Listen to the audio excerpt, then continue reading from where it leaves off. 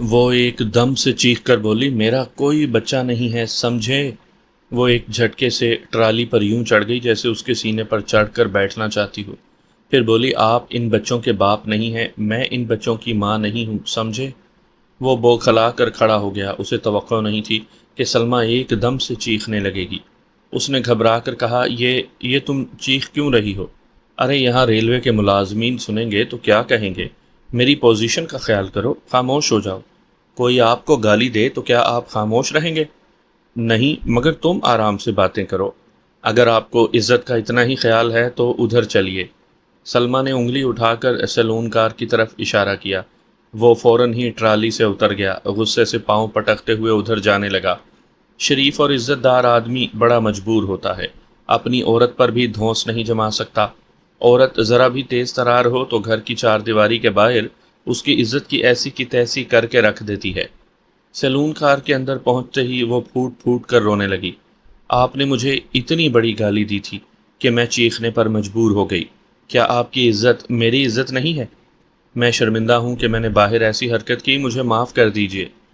شہریار نے اسے ناگواری سے دیکھا، پھر آیا کو دیکھتے ہوئے بولا، تم یہاں کھڑی منہ کیا دیکھ رہی ہو؟ کیا اب بھی اپنی بی جی کی ہمراز بن کر رہنا ہے؟ جاؤ یہاں سے بھاگ جاؤ۔ وہ فوراً پلٹ کر سرونٹ کلاس کی طرف دروازہ کھول کر جانے لگی۔ اس نے کہا، ٹھہرو، اکیلی کہاں جا رہی ہو؟ ان سور کے بچوں کو اٹھا کر اپنے ساتھ لے جاؤ۔ سلمیٰ نے تل ملا کر کہا، آپ کیسی گندی زبان استعمال کر رہے ہیں؟ یہ ننھے معصوم بچے آرام سے یہاں پر کھیلتے رہیں گے، آپ کا کیا بگڑ رہا ہے؟ بیبے، تم یہاں سے جاؤ۔ آیا دروازہ کھول کر سرونٹ کلاس کی طرف گئی، پھر دروازے کو دوسری طرف سے بند کر دیا۔ شہریار نے بچوں کو گھورتے ہوئے کہا، یہ میرے نہیں ہیں، یہ تمہارے بھی نہیں ہیں۔ تم کسی دوسری عورت کو ان بچوں کی ماں بنا دو گی۔ تمہارے پاس پہلے سے اس سلسلے میں کوئی دلچسپ کہانی تیار ہوگی جسے تم سناؤ گی اور میں بھی سن لوں گا، لیکن اتنا یاد رکھو کہ تمہارے پاس ایک بات کا جواب کبھی نہیں ہوگا، اور وہ یہ کہ تم 4 برس تک دھوکہ کیوں دیتی رہیں۔ اگر تم پارسا ہو، اگر تم نے میرے اعتماد کو بحال رکھا ہے تو 4 سال تک مجھے بے وقوف کیوں بنایا گیا؟ خدا گواہ ہے کہ میں نے بے وقوف نہیں بنایا، بلکہ بہت بہت مجبوری کی حالت میں اس بات کو آپ سے چھپائے رکھا۔ میں معلوم کرنا چاہوں گا کہ وہ مجبوری کیا ہے۔ آپ نہ پوچھیں تو بہتر ہے۔ اتنے عرصے تک بات چھپی رہی، اگر بتانا ہوتا تو میں 4 برس پہلے بتا چکی ہوتی۔ میرے سامنے باتیں نہ بناؤ۔ اگر تم سچی اور بے حیا نہیں ہو تو اپنی سچائی اور پارسائی ثابت کرنے کے لیے تمہیں بتانا پڑے گا۔ وہ بولی، ہماری شادی کو 6 برس ہو گئے۔ آج تک آپ انصاف سے کہیے، کبھی میں نے کوئی بات جھوٹ کہی ہے؟ کبھی آپ کو کسی سلسلے میں دھوکہ دیا ہے؟ کبھی آپ سے اپنی یا اپنے گھر والوں کی کوئی بات چھپائی ہے؟ جو بات ہوتی ہے صاف صاف سامنے بیان کر دیتی ہوں، لیکن یہ بات جو چھپائی گئی، اس میں آپ ہی کی بھلائی ہے۔ جہنم میں گئی بھلائی، سچ کیا ہے یہ میں سن کر ہی رہوں گا۔ وہ چند لمحوں تک اس کے چہرے کو تکتی رہی، پھر آہستگی سے بولی، کیا اتنا کہہ دینا کافی نہیں کہ میں بانجھ ہوں؟ میں ماں نہیں بن سکتی تھی، اس لیے ان 2 میں سے ایک بچے کو گود لیا۔ یہ تم سیدھا اور صاف جھوٹ بول رہی ہو۔ کیا تم بھول گئیں کہ تمہارا ڈاکٹری معائنہ کروایا گیا تھا اور ڈاکٹری رپورٹ یہ تھی کہ تم ماں بن سکتی ہو؟ میں تم سے کہتا تھا کہ ہمارے گھر میں بیٹا پیدا ہوگا، میرا نام لیوا ہوگا، میں اسے اتنا پیار دوں گا، اتنا پیار دوں گا کہ تم بھی باپ بیٹے کی محبت سے جلنے لگو گی۔ تم میری دیوانگی کو سمجھتی تھی، پھر تم نے کسی دوسرے کی اولاد کو گود کیوں لیا؟ تم نے انتظار کیوں نہیں کیا؟ کیا تمہارے ہاں اولاد نہیں ہو سکتی تھی؟ سلمیٰ نے بڑے کرب سے اور بڑے اضطراب سے اسے دیکھا، پھر بولی، آپ بہت مجبور کر رہے ہیں تو مجھے بولنا پڑتا ہے۔ اب جو سچ ہے وہ سن لیجئے۔ یہ سچ آپ کو بہت کڑوا لگے گا۔ آپ کو یاد ہے کہ شادی کے 1.5 سال بعد آپ کا کار ایکسیڈنٹ ہوا تھا؟ آپ کی جانگ کی ہڈی ٹوٹ گئی تھی، آپ ہسپتال میں 1 مہینے تک پڑے رہے، آپ کا آپریشن کیا گیا تھا۔ اسی وقت ڈاکٹر نے آپ کے ابا جان سے کہا تھا کہ آپ کبھی باپ نہیں بن سکیں گے۔ تم پھر جھوٹ بول رہی ہو۔ اگر ایسی بات ہوتی تو ڈاکٹر یہ بات مجھ سے نہ چھپاتا۔ ڈاکٹر آپ سے یہ کہنا چاہتا تھا، لیکن ابا جان نے اسے روک دیا۔ انہوں نے کہا کہ شہریار بہت جذباتی انسان ہے، بہت حساس ہے، اسے اولاد کا بہت شوق ہے۔ وہ کئی بار باتوں ہی باتوں میں اسی خواہش کا اظہار کر چکا ہے کہ وہ بیٹے کو خیالوں میں دیکھتا ہے اور پیار کرتا رہتا ہے، اگر اسے یہ المیہ سنا دیا جائے کہ وہ ہمیشہ کے لیے اولاد سے محروم ہو گیا ہے تو یہ صدمہ برداشت نہیں کر سکے گا، ذہنی انتشار میں مبتلا ہو جائے گا۔ بڑے بوڑھے جانتے ہیں کہ کون سی بات کس سے چھپانی چاہیے اور کسے بتانی چاہیے۔ میں آپ کی شریک حیات ہوں، ساری عمر آپ کے ساتھ رہنا ہے اور ساری عمر اولاد کا سپنا دیکھنا تھا۔ اس سے پہلے ہی ابا جان نے مجھے سمجھا دیا، بیٹی اولاد کے سپنے نہ دیکھو، بہت زیادہ خواہش ہو تو کبھی کسی کی اولاد کو گود لے لیا جائے گا اور شہر یار کو اس کی خبر نہیں ہونے دی جائے گی۔ یہ شہر یار کے حق میں ہی بہتر ہی ہوگا۔ وہ ناگواری سے اسے دیکھ رہا تھا اور اس کی باتیں سن رہا تھا۔ جب وہ چپ ہوئی تو اس نے پوچھا، بکواس کر چکی؟ تم کتنی چالاک اور مکار ہو۔ اب ابا جان اس دنیا میں نہیں رہے کہ تمہارے جھوٹ کا پول کھولیں گے۔ تم نے میرے مرحوم باپ کے کاندھے پر جھوٹ کی بندوق رکھ کر چلا دی اور سمجھ لیا کہ میں اس پر یقین کر لوں گا۔ کوئی ایسا گواہ پیش کرو جو زندہ ہو جس پر میں بھروسہ کر سکوں۔ میں کوئی ایسا گواہ پیش نہیں کر سکتی، بس ایک یہ ہے آیا ہے جو ہمارے ساتھ اس راز میں شریک رہی، اور اس کے علاوہ ان بچوں کی ماں ہے۔ تم بھی عورت ہو اور جس کو گواہی کے لیے پیش کرو گی وہ بھی عورت ہوگی۔ میں اب تمہاری ذات پر بھروسہ نہیں کر سکتا۔ ان بچوں کا باپ کون ہے میں اس سے بات کروں گا۔ سلمیٰ چپ رہی۔ شہریار نے اسے گہری ٹٹولتی ہوئی نظروں سے دیکھتے ہوئے پوچھا، چپ کیوں ہو؟ مجھے بتاؤ، جب تم ان بچوں کو جانتی ہو تو ان کے باپ کو بھی جانتی ہوگی۔ کون ہے ان کا باپ؟ وہ ہچکچاتے ہوئے بولی، میں نہیں جانتی۔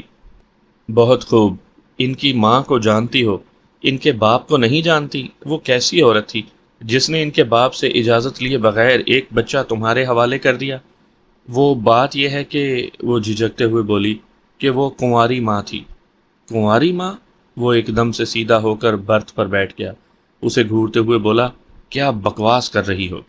اس کا مطلب یہ ہے کہ اس عورت کی شادی نہیں ہوئی تھی اور وہ ماں بن گئی تھی اور تم مجھے ایک ناجائز بچے کا باپ بنائے ہوئے ہو۔ میں اب تک حرامی بچے کو گود میں لیتا رہا ہوں اور اسے پیار کرتا رہا ہوں۔ تم کیسی ذلیل عورت ہو؟ وہ چیخ پڑی، آپ میرے ساتھ اپنے مرحوم ابا جان کو بھی گالی دے رہی ہیں۔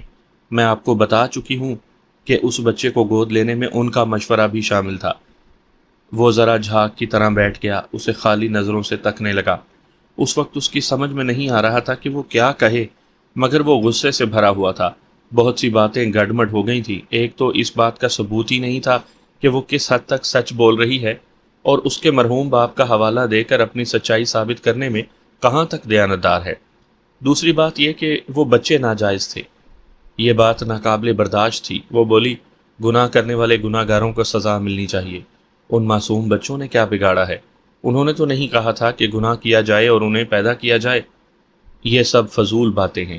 اگر ان بچوں کو گود لیا گیا اور ان کی پرورش کی گئی تو گناہ اور زیادہ پھلے پھولے گا۔ وہ چڑھ کر بولی، تو پھر مار دیجیے ان دونوں کو گولی۔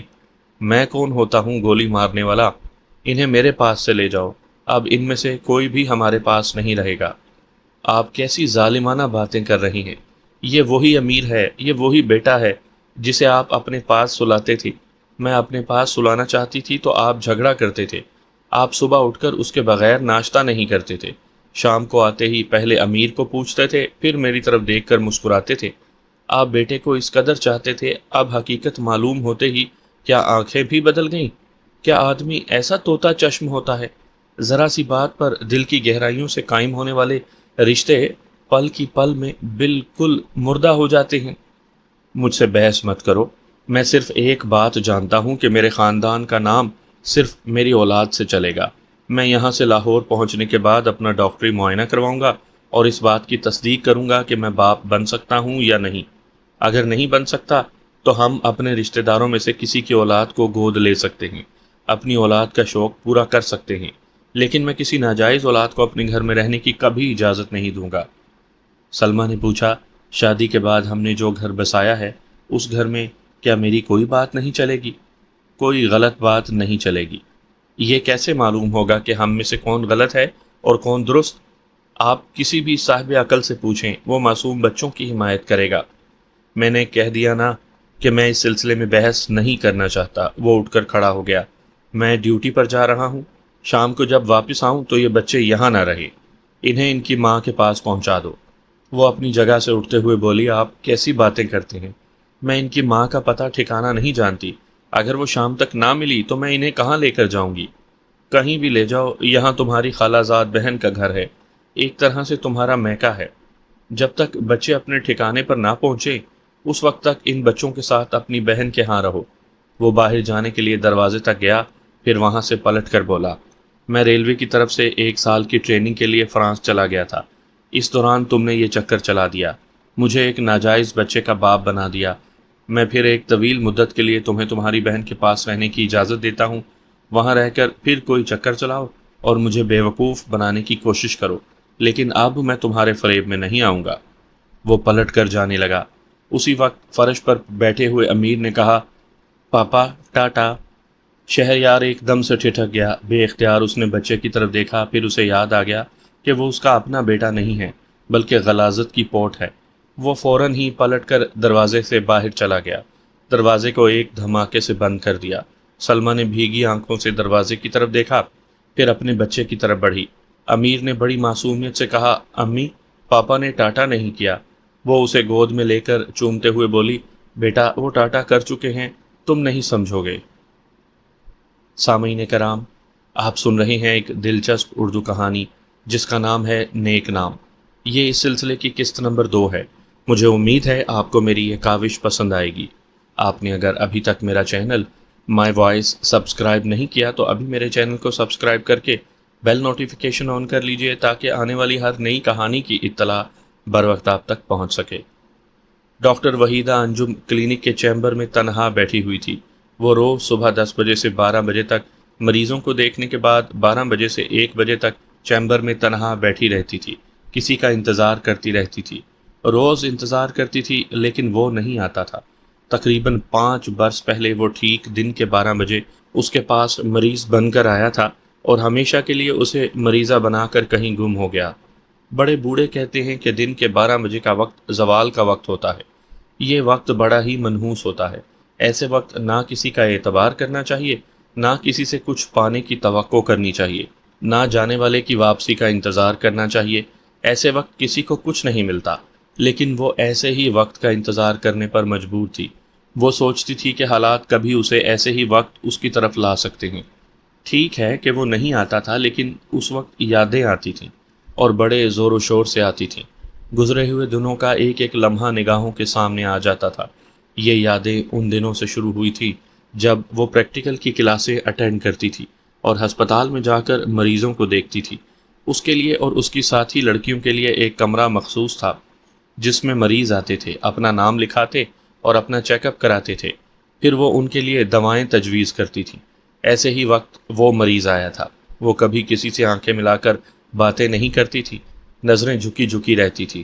کسی مریض کی نبض تھام کر وہ سر جھکائے سوال کرتی رہتی تھی، لیکن اس آنے والے کو جب اس نے 1-2 بار دیکھا تو کئی بار اس کی نظریں ادھر اٹھ گئیں۔ وہ بے حد خوبرو تھا، اس کی شخصیت اور اس کے چہرے پر مردانگی کوٹ کوٹ کر بھری ہوئی تھی۔ نظریں بے اختیار اس کی طرف اٹھ جاتی تھیں۔ اس نے اپنا ہاتھ بڑھاتے ہوئے کہا، مجھے کبھی کبھی بخار رہتا ہے اور سر میں بھی درد ہوتا ہے۔ تو وحیدہ نے اس کی نبض تھام کر اس طرح سر جھکائے پوچھا، آپ کا نام؟ میرا نام نیک نام ہے۔ وحیدہ نے چونک کر اس کی طرف دیکھا، پھر بولی، یہ تو عجیب نام ہے۔ اس نے پوچھا، کیا نیک نام ہونا عجیب بات ہے؟ وہ جلدی سے سنبھل کر بولی، جی نہیں، میرا یہ مطلب نہیں ہے۔ نیک نامی تو اچھی چیز ہے، میرا مطلب ہے کہ میں نے ایسا عجیب نام پہلے کبھی نہیں سنا۔ آپ پہلے کبھی کب سن سکتی تھی؟ آپ کی عمر ہی کتنی ہے؟ جب آپ بڑی ہو کر دنیا دیکھیں گی تو اور بھی عجیب و غریب نام سنیں گی۔ میرے پڑوس میں ایک صاحب رہتے ہیں، ان کا نام جھاڑو ہے۔ کیا آپ نے ایسا نام کبھی سنا ہے؟ اس کی بات سن کر وہ بے اختیار ہنسنے لگی۔ اسے ہنستے دیکھ کر دوسرے مریضوں کو دیکھنے والی لڑکیاں چونک گئیں۔ ان میں سے ایک نے کہا، ارے دیکھو، پتھر کو جھونک لگ گئی ہے، آج یہ ہنس رہی ہے۔ دوسری نے کہا، نظر نہ لگاؤ ورنہ پھر رونے والا منہ بنائے گی۔ سب لڑکیاں ہنسنے لگیں۔ ایک لڑکی نے نیک نام کے پاس آ کر پوچھا، کیوں مسٹر، آپ کوئی ماہر نفسیات ہیں؟ آپ نے اس پتھر کو کیسے ہنسا دیا؟ وہ بولا، دیکھیے ڈاکٹر صاحبہ، پھول آپ جیسے پھولوں کے درمیان نہیں کھل سکتا۔ پھول کی خاصیت ہے کہ وہ کانٹوں میں رہ کر کھلتا ہے۔ میں ایک کانٹا ہوں، شاید ان کے احساسات میں کہیں چپ گیا ہوں۔ انہیں گدگدی ہوئی اور یہ ہنس پڑی۔ اس کی بات سن کر وحیدہ ایک دم سے جھینپ گئی تھی۔ اس کی نظریں جو جھکی تھیں پھر اٹھ نہ سکیں۔ وہ بڑی گہری بات کہہ گیا تھا۔ اس بات کو اس نے بڑی دور تک سمجھا تھا، پتہ نہیں لڑکیوں نے کیا سمجھا ہو، اس نے بڑی مشکلوں سے شرماتے لجاتے ہوئے اس نیک نام کا معائنہ کیا، اس کے لیے نسخہ لکھا۔ اس دوران وہ کچھ نہ کچھ بولتا رہا اور خوب بولتا رہا۔ جاتے وقت اس نے آہستگی سے کہا، میں نے آج تک کسی لیڈی ڈاکٹر کو اپنے مریض سے یوں شرماتے نہیں دیکھا، میں تمہیں کبھی نہیں بھلا سکوں گا، چونکہ بھلا نہیں سکوں گا اس لیے پھر آؤں گا، مجھے یاد رکھنا۔ وہ چلا گیا۔ اس کے جانے کے بعد یقین ہوا کہ وہ سچ مچ کانٹا ہے جو اس کے احساسات کے کسی نازک حصے میں چبھتا جا رہا ہے، اور وہ رہ رہ کر آپ شرماتی جا رہی ہے۔ ہاسٹل میں لڑکیوں نے اسے خوب چھیڑا، کیونکہ کبھی کبھی وہ بے اختیار سوچنے کے دوران مسکرا دیتی تھی۔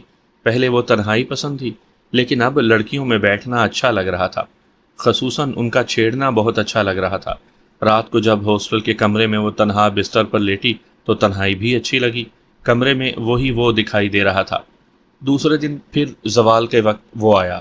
اس بار وحیدہ نے شرمانے کے باوجود اس سے کچھ باتیں کی، بات کچھ آگے بڑھی۔ تیسرے دن وحیدہ نے اپنا تعارف کرایا کہ وہ لیڈی ڈاکٹر بننے کے بعد کراچی جیسے شہر میں پریکٹس کرنا چاہتی ہے۔ اس کے والدین خانپور میں رہتے ہیں، وہ لاہور میں پچھلے 5 برس سے ہوٹل میں رہ کر تعلیم حاصل کر رہی ہے۔ اب یہ آخری سال ختم ہونے کو آ رہا ہے۔ پہلے وہ خانپور جائے گی، پھر کراچی جا کر کسی اچھی جگہ اپنا ذاتی کلینک قائم کرے گی۔ اگلی ملاقات میں وحیدہ نے کہا، میں اپنا نام بتا چکی ہوں، اب آپ اپنا صحیح نام بتائیں، مجھے یقین نہیں آتا کہ آپ کا نام نیک نام ہے، گویا کہ تم مجھے نیک نام نہیں سمجھتی ہو۔ وہ ہنستے ہوئے بولی، آپ مذاق نہ کریں، کیا مجھے آپ کا نام جاننے کا حق نہیں ہے؟ تم نے حق کی بات کہی، میرا نام حقدار شاہ ہے۔ واہ، جو میں نے کہا اسی پر آپ نے اپنا نام رکھ لیا۔ معلوم ہوتا ہے آپ مجھے اپنے بارے میں کچھ بتانا نہیں چاہتے۔ یقین کرو میں صحیح کہہ رہا ہوں، میرا نام حقدار شاہ ہے۔ اب یہ اتنا مشکل نام ہے کہ حلق سے ادا کرنا پڑتا ہے۔ نیک نام کتنا سیدھا سادہ سا ہے، تم مجھے اسی نام سے پکار سکتی ہو۔ بائی دا وے، تم صبح ہاسٹل سے کتنے بجے نکلتی ہو؟ 8 بجے۔ دوسرے دن وہ ٹھیک 8 بجے ہاسٹل کے سامنے کھڑا ہوا نظر آیا۔ وحیدہ انجم خوشی سے کھل گئی۔ کوئی ایسا چاہنے والا تھا کہ صبح اٹھ کر اس کے دروازے پر چلا آتا تھا، یقیناً رات کو اسی کے متعلق سوچتا ہوگا، دن بھی اسے ہی یاد کرتے ہوئے گزرتا ہوگا۔ وہ قریب آ کر بولی، ارے آپ یہاں کھڑے ہیں؟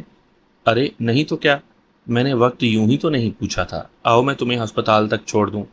وہ دونوں باتیں کرتے ہوئے چلنے لگے۔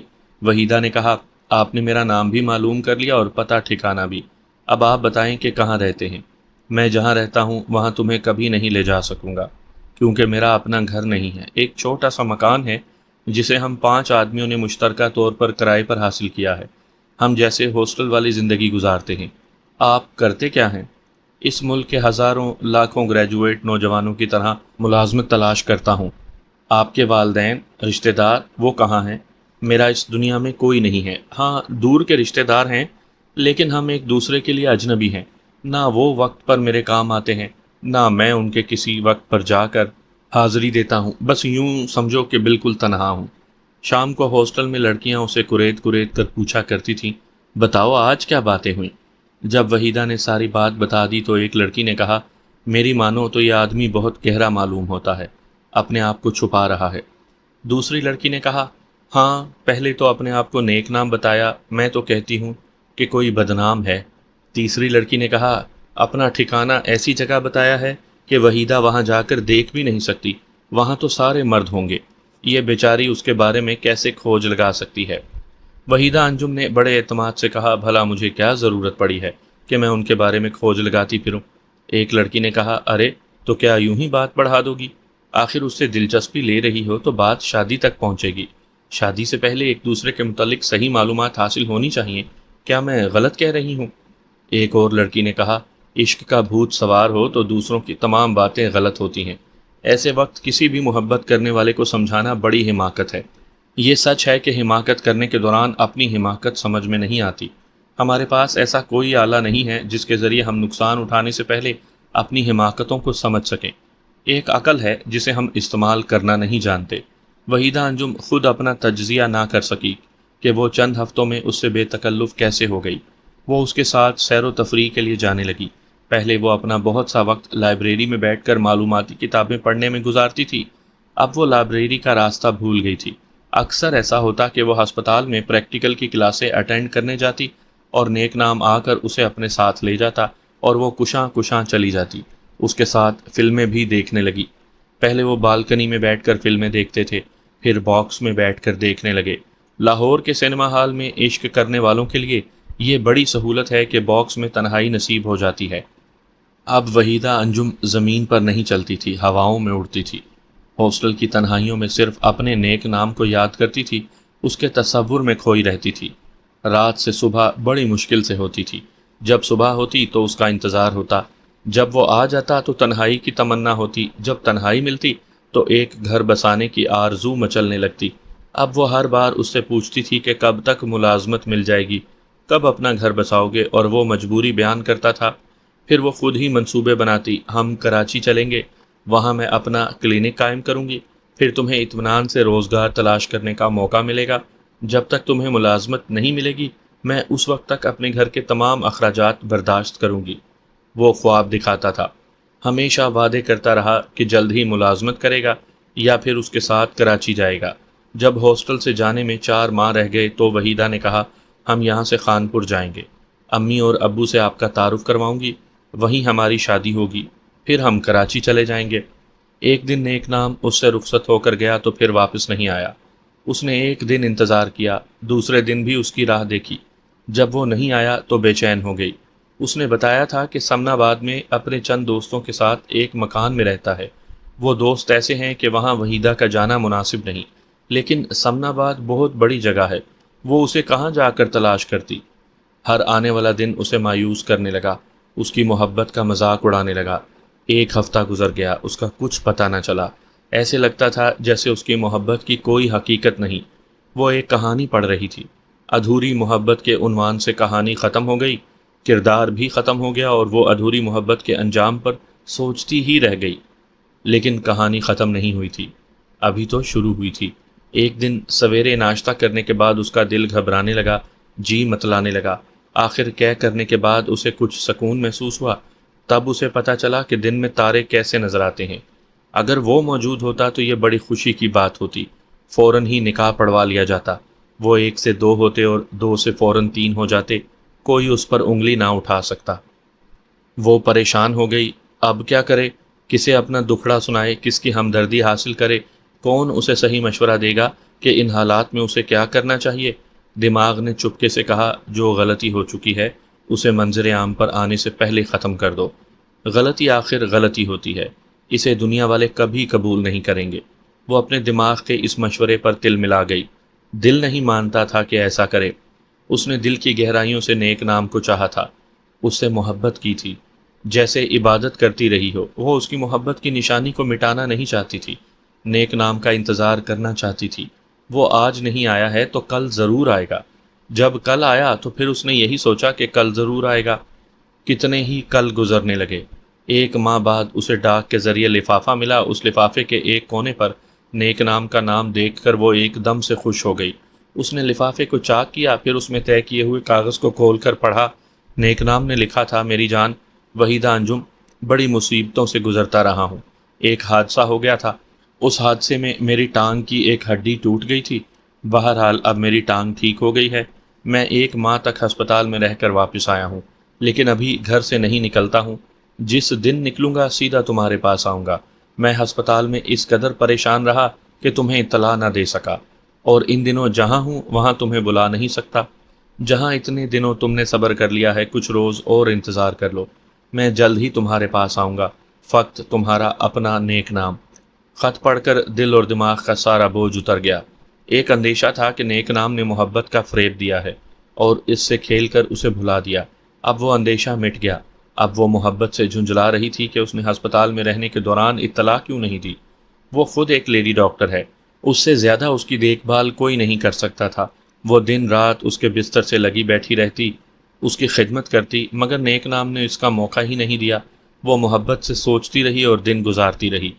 اس نے لکھا تھا کہ چند روز میں آئے گا۔ وہ چند روز گزر گئے، پھر چند ہفتے بھی گزرنے لگے، پھر دل گھبرانے لگا، پھر وسوسے جنم لینے لگے۔ آخر اس سے برداشت نہ ہوا تو وہ اسے تلاش کرنے کے لیے نکل پڑی۔ اسے ڈھونڈ نکالنے کا یہ راستہ تھا کہ وہ لاہور کے تمام ہسپتالوں میں جاتی اور یہ معلوم کرتی کہ پچھلے 1 ماہ تک ایسا کون مریض آیا تھا جس کی ٹانگ کی ہڈی ٹوٹ گئی تھی۔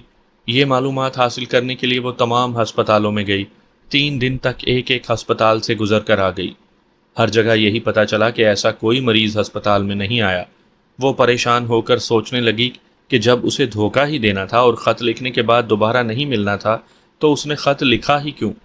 क्या वो फिर किसी मुसीबत में फंस गया है? कुछ समझ में नहीं आ रहा था। अब तो नेक नाम से ज़्यादा उस बच्चे के मुतल्लिक सोचना था। 2 माह गुजर चुके थे, पानी सर से गुजरने वाला था। अब फैसला करना था कि उस बच्चे का वजूद ज़रूरी है या नहीं। क्या उसे मिटा दे? नहीं नहीं। उसके अंदर की औरत चीखने लगती थी। वो बच्चा मोहब्बत की निशानी था। वो मोहब्बत करने वाला कभी वापस आकर नाराज़ हो जाता, उसका इंतज़ार क्यों नहीं किया? तब वो क्या जवाब देगी? उसका दिल यही समझाता था कि फिर वो किसी मुसीबत में गिरफ्तार हो गया है। वो आएगा, ज़रूर आएगा।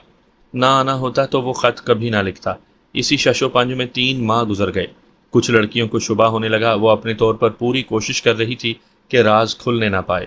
यूं भी 3 माह में इतनी वजाहत से राज आया नहीं होता। वो ढीले ढाले कपड़े पहने रहती थी। फिर उसने 4 माह पूरे होने से पहले ही हॉस्टल छोड़ दिया। खानपुर जाने के इरादे से निकल गई। अपनी अजीज़ तरीन सहेली को समझाया कि अगर नेक नाम आए तो वो फ़ौरन उसे खानपुर के पते पर भेज दे या खानपुर उसे टेलीफोन के ज़रिए इतला दे दे। उसने फ़ोन का नंबर भी बता दिया। नेक नाम से दूसरी बार मिलने के तमाम इंतज़ामात करके वो खानपुर चली आई। वो वालदैन की इकलौती और लाडली बेटी थी। माँ बाप उसे बेहद चाहते थे, उसकी हर ज़िद पूरी करते थे। उसकी ज़िद पर उसे इतना पढ़ाया लिखाया था। उसके ज़िद करने पर नेक नाम से उसकी शादी भी कर दी जाती। लेकिन जब शादी से पहले वो औरत के मुकाम से गिर गई तो माँ बाप सख्ते में रह गए। पहले तो तमाम दिन कुछ बोल ना सके, कुछ खा ना सके। यूं लग रहा था जैसे सांस भी नहीं ले रहे हों। ये इतने बड़े सदमे की बात थी जिसे औलाद नहीं समझती। माँ बाप बड़े एतमाद से तालीम दिलाने के लिए एक शहर से दूसरे शहर भेजते हैं, लेकिन उनके एतमाद को जब ठेस पहुँचती है और जब उनकी इज्जत को मिट्टी में मिला दिया जाता है तो उसके बाद खून के रिश्ते बराए नाम रह जाते हैं। एतमाद का मजबूत रिश्ता हमेशा के लिए मर जाता है। उसका बाप बहुत ही संजीदा और मुतहम्मिल मिजाज शख्स था। उसने शाम को बड़ी नरमी से कहा, बेटी, हमने एतमाद के साथ तुम्हें 5 बरस तक लाहौर के हॉस्टल में रखा। तुम तन्हा यहाँ से जाती थी और तन्हा हमसे मिलने आती थी। हमारे पास पड़ोस वालों ने हमें समझाया कि जवान लड़कियों पर इतना भरोसा नहीं करना चाहिए, लेकिन हमने तुम पर भरोसा किया। हमें क्या, दुनिया के हर माँ बाप को अपनी औलाद मासूम और फरिश्ता नज़र आती है। हम उसी मासूम और फरिश्ता सीरत वहीदा अंजुम को अपने सामने देखना चाहते हैं। वापस चली जाओ और जब दोबारा आओ तो इस तरह के हमारी इज्जत बहाल रहे, तुम्हारे आसपास गुनाह का साया ना हो, फिर हम तुम्हें कबूल कर लेंगे। वो कभी सोच भी नहीं सकती थी कि अपने माँ बाप के घर से ठुकरा दी जाएगी। क्यों ठुकराई गई? किसकी वजह से ठुकराई गई? कहाँ है वो जिसने उसे इस मुकाम पर ला कर छोड़ दिया? अब उसे अपनी तौहीन का एहसास हो रहा था। अब वो समझ रही थी कि वो सिर्फ नेक नाम के लिए नहीं थी, अपने माँ बाप के लिए भी कुछ थी। उसकी वजह से माँ बाप की नेक नामी थी। अब वो नेक नाम को देकर हमेशा के लिए बदनाम हो रही थी। अपने वालदैन की और अपने ख़ानदान की बरसों की इज्जत को खाक में मिला रही थी।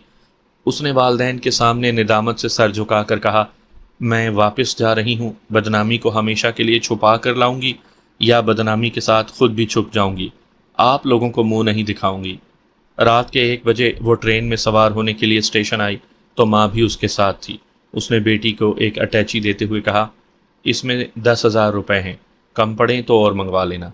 मगर बेटा, मैं तेरी ज़िंदगी चाहती हूँ, तुझे ज़रूर वापस आना चाहिए। तेरे अब्बा ने कराची के सबसे महंगे इलाके सोसाइटी में तेरे लिए प्लॉट लिया है। वहाँ तेरे लिए एक छोटा सा हस्पताल बनाना चाहते हैं। कम से कम 10 लाख रुपए वो उस हस्पताल में खर्च करना चाहते हैं। तू कहेगी तो और ज़्यादा अखराजात बर्दाश्त करेंगे। तेरी खुशी के लिए हम सब कुछ करना चाहते हैं, मगर बेटा, बुढ़ापे में अपनी जुदाई का दाग ना देना। वापस चली आना, मेरी आंखें तेरी राह तकती रहेंगी। ऐसा कहते कहते बूढ़ी आंखें रोने लगीं।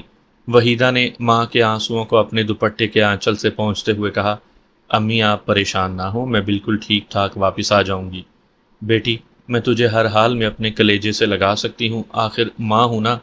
पर तेरे अब्बा इज्जत की खातिर मर सकते हैं, मगर बेइज्जती बर्दाश्त करके तुझे कबूल नहीं कर सकेंगे।